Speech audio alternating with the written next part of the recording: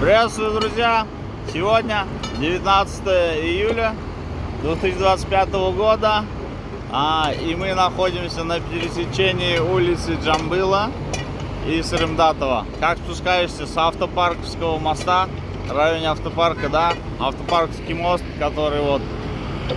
Как спускаетесь с Автопарковского моста, значит, дорога будет перекрыта в прямом направлении по Сырымдатова, поэтому выстраивайте свой маршрут заблаговременно, либо сюда не получится попасть в связи с ремонтом старых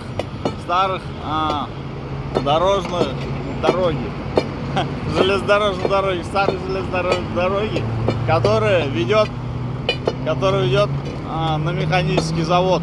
Это очень старая железная дорога со времен Советского Союза, со времен, когда этот завод был сюда перевезен с блокадной части СССР, и на сегодняшний день он функционирует, ну, конечно же, выполняет другую часть, другой сферы, но сегодня эта часть дороги перекрыта, поэтому заблаговременно отстраивайте свой маршрут, ибо вся дорога после моста на Сырымдатова, пересечение улиц Сырымдатова и Джамбыла на сегодняшний день перекрыта в связи с реконструкцией железнодорожного полотна.